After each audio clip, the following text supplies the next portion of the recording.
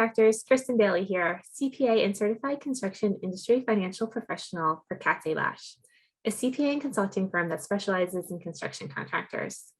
This month, we're talking about the change in financial statement presentation for leases.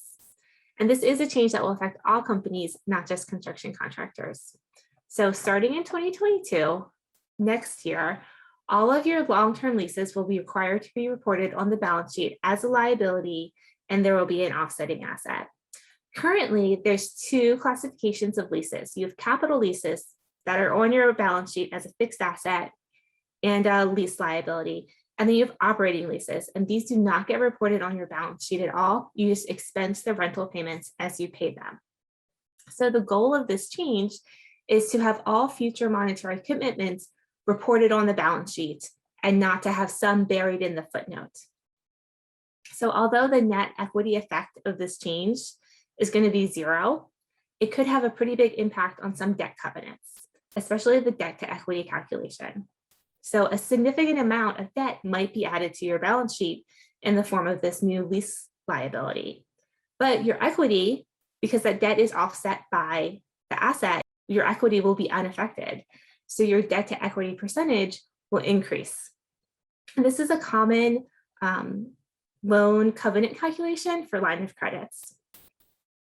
If you're looking for an estimated amount of debt to be added to your balance sheet, you want to check out your operating lease footnote.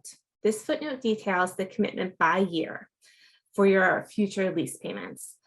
When we go to add it to your balance sheet, that amount will be present valued, so it will be reduced, but this will give you a good starting point to see, how much debt will be added to your balance sheet starting in 2022.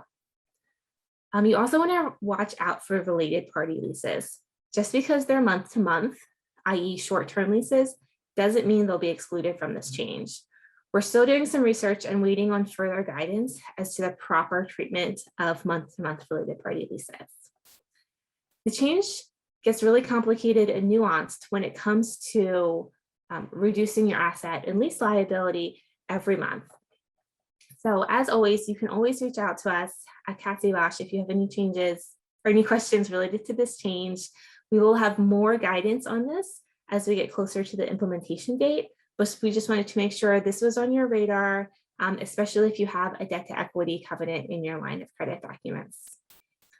So again, please reach out to us if you have any questions. Have a great day, and we'll see you next month.